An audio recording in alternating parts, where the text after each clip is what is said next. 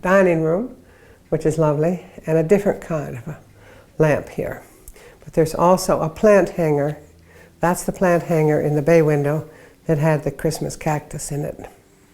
This is the fireplace mantle that has all sorts of drawers and shelves and doors in it. It's full of fascinating things. One of the drawers in here happens to be this is the napkin ring drawer.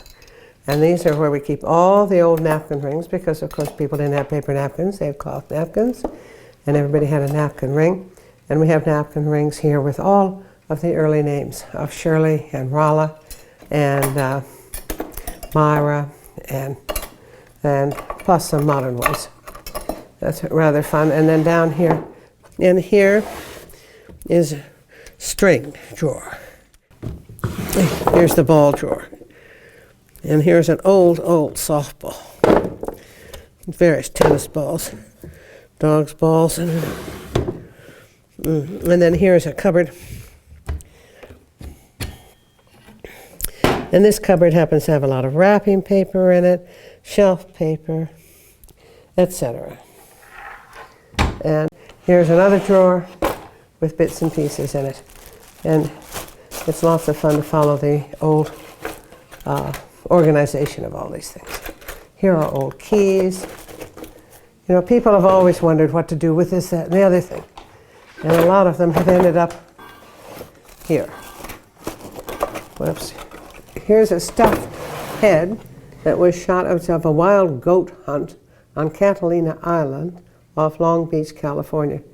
And this was from a letter from Uncle Shirley on February 7th, 1898. That goat has been here a long time. And this is the china cupboard in here. And it's kind of extraordinary. For one thing, the woodwork in here was left that original golden color. That was all the woodwork in the house. And you can rather see why my grandmother didn't like it. And she had everything changed over into this walnut color. Well, in the china cupboard, among other things, is the complete set of house china. And it's all hand painted, and it's quite gorgeous. It's butterflies and flowers. And you can see it here. This is a teacup. They're all very strange shapes and sizes, nothing that we're used to. This is, for instance, just a coffee cup. It's rather large. But we have huge pieces of it, serving pieces and cups and saucers and all. And we also happen to have the receipt from, I think it was 1910 or when they got it. The receipt is for $10, the whole set, which is kind of amazing. And the china cupboard is full of a lot of other surprising treasures, and one of them is this. And it's a little silver toothpick holder that looks like a porcupine. And this has always been a favorite of everybody in the family. And I think if there were one thing that the family would squabble over if they decided to divide up this house, it would be who would get the toothpick porcupine. As you can see, he's quite fine. We're going from the dining room into the kitchen. We're now in the kitchen, and there have been some changes made in the kitchen, but none in recent years. And this, in the early days, there used to be a pantry here, which was just for dishes and washing dishes. And then the main kitchen was over there with the stoves and the cooking part. And that was changed once again when Myra did the house over in the 20s. And it's been the same all years that I've known it. What it has here is a wood stove, if you see the wood stove over there. We're now looking at the wood stove that's been here forever. And it does work, burns wood, and it does cook, and it cooks quite well, but we really haven't used it for years and years. You see the stovepipe that goes up through the wall and out. As you can see from the white with the ecru trim around that this is Myra's technique of doing things. And so these go all the way back to the 20s. And there is a set of cupboards above that are full of really antique things. And the rest are all quite usable. I shall open them. There. And this is what we tend to use every day here when we live down here. And we have a lot of wood chopping bowls, and this one is particularly nice with a little chopping bowl and a matching chopper for doing coleslaw or whatever. What's nice about it is it has finger holes on the underside, like that, so you can tip it up and move it around. This bowl is very special. This bowl used to be part of our maple tree out there that was ruined in the big storm that came through in '07. It took the top right out of the tree. So we took the rest down and had the rest made into bowls. And we all have now souvenir bowls of the maple. And this is the largest and the nicest, which we kept for the house. And it is kind of interesting because over the years they've tended to warp a little bit. They aren't totally round. And other small things that are of interest, that little chalkboard over there was Uncle Shirley's.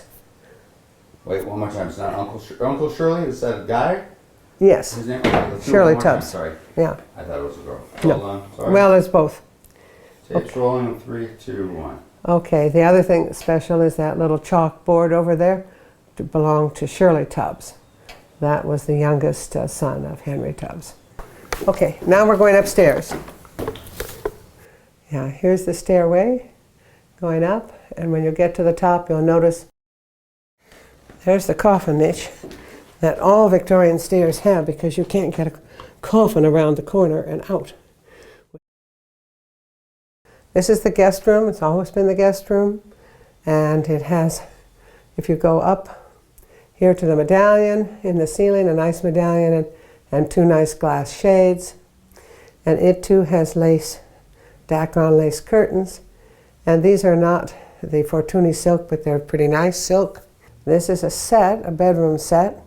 I think most of the furniture actually came from the Burlington area one time, but this set is particularly nice, both for the dresser over there and then for the bed head. This is part of that set from Burlington, the dresser and then the bed.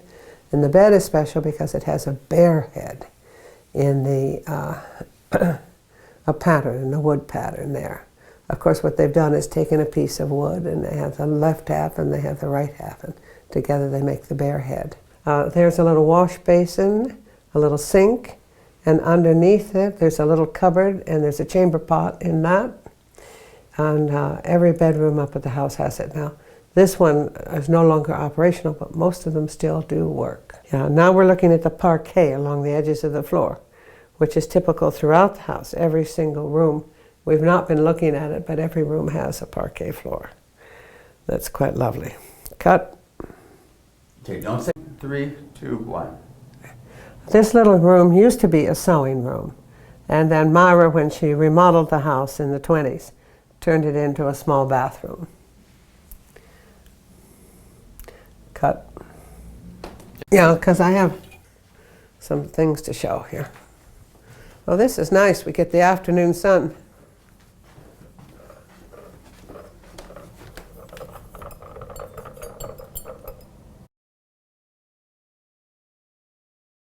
All these rooms used to be somebody else at the time. This used to belong to Nora, who was Uncle Shirley's wife.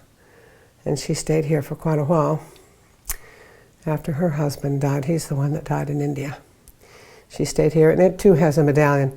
But this medallion was repainted by somebody in recent times, and it's just a glaring example of how dreadful that is.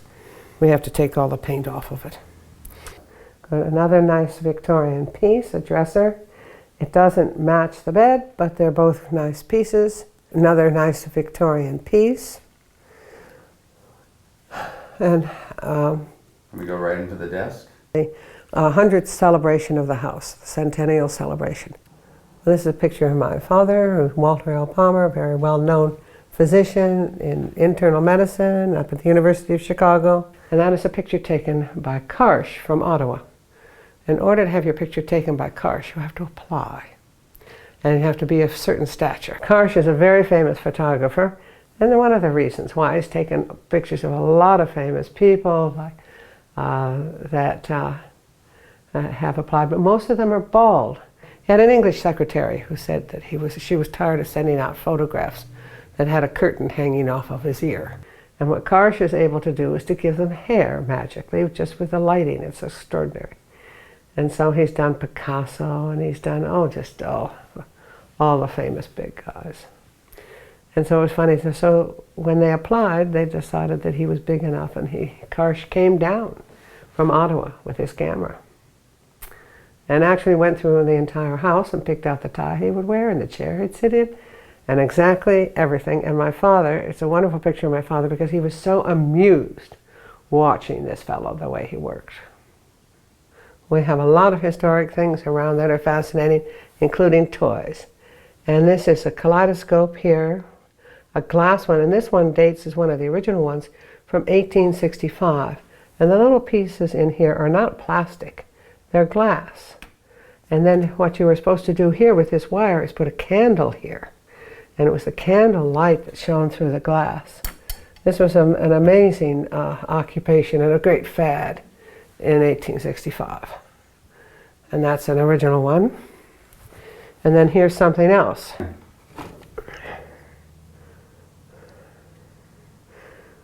Now we can enter from this bedroom into this bedroom, which is called the boys' room. There's no medallion in this room. This is the boys' room. And it used to have stuffed owls and various other things, and the family found that a little ghoulish, and so they don't now. Still called the boys' room. And there's a nice picture of cousin Howard Ricketts over there. This is a particularly nice picture of Henry Tubbs. So it's in the boys' room. This is the closet off of the boys' room, where in the cupboard we keep all of our historical material about the various branches of the family. This is often thought to be the master bedroom because it's an east-facing bedroom, so it gets the early morning sunshine, which is just beautiful.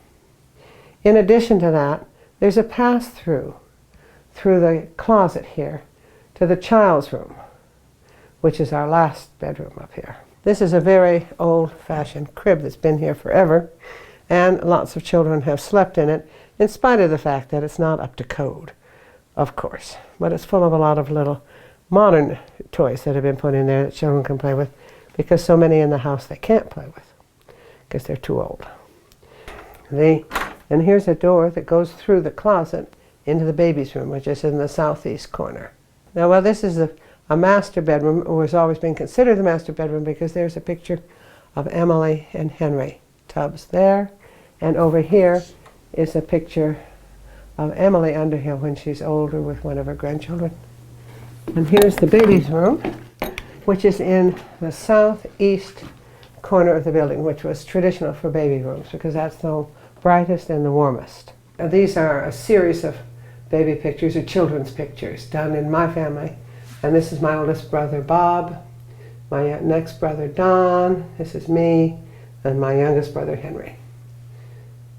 And these are similar pictures of the Ricketts cousins when they were young, and then there's a whole family picture, and then on the top they have their wedding pictures. This is one of the original bathrooms for the house with a clawfoot tub in it. And the reason why is that we always collected the rainwater on the built-in gutters of the roof, and it was stored in a tank right above here, and it was gravity feed. And then when Myra became too worried about the weight of the tank on the house, not to mention a few children drowning, she switched it and put the cistern in the terrace. 3, 2, 1. We still collect rainwater. And this is the attic, the sort of attic you get if you have a mansard roof on. It's a great, big, enormous space. We haven't turned it into a ballroom or anything of that sort. We just store things up there. And it's pretty neatly stored. There's some old furniture there, some old toys, some old clothes, some old furniture.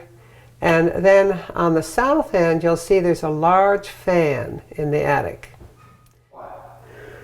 Well, apart from Big Bertha, what really keeps the house cool in the summertime is the fact that the walls are so thick and that it's also well insulated. As you can see from the walls up there, the walls are a foot or so thick.